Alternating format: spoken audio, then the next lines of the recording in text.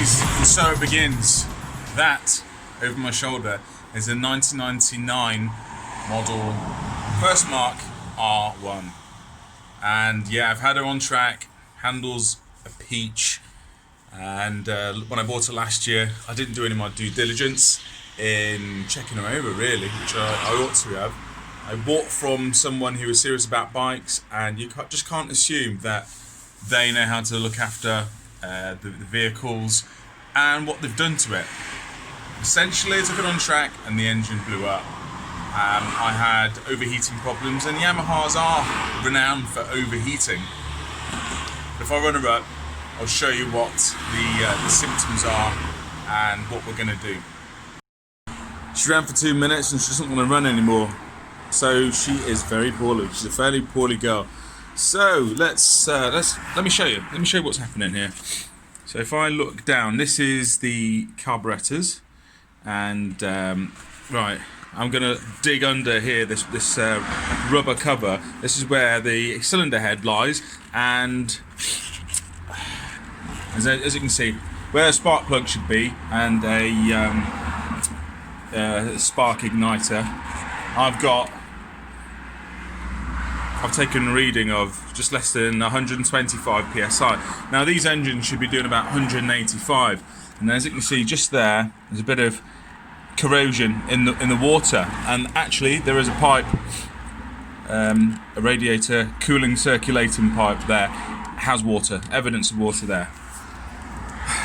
Because she's a little bit warm, I'm hesitant to take off the cap, but under the expansion cap is a hell of a lot of corrosion. Okay, so this bike is, gosh, 1999, so 21 years old.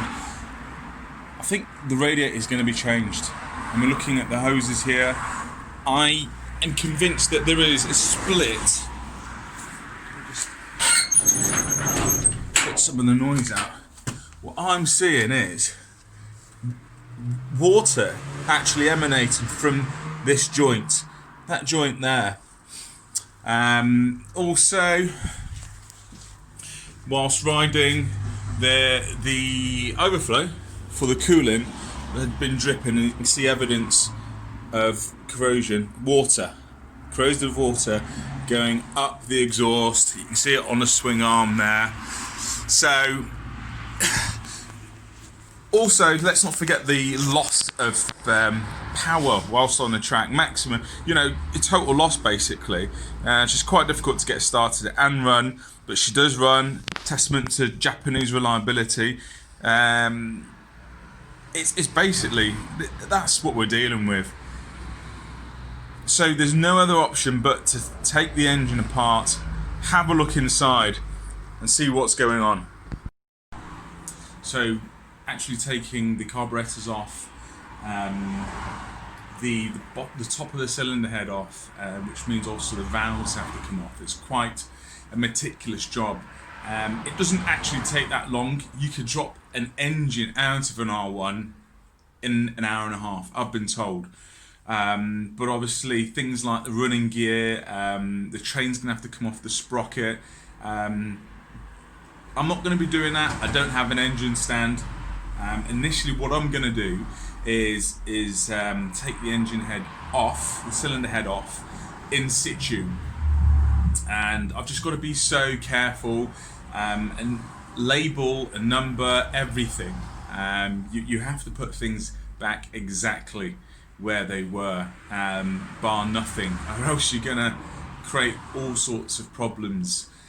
So this is it. I'm just about to embark. It's my first engine strip, really, with a 1 litre bike, and it's going to be interesting. So at least I've got the Kawasaki Ninja ready for the track. So when the restrictions lift and the weather gets better, we'll be hitting the track with the Ninja 600.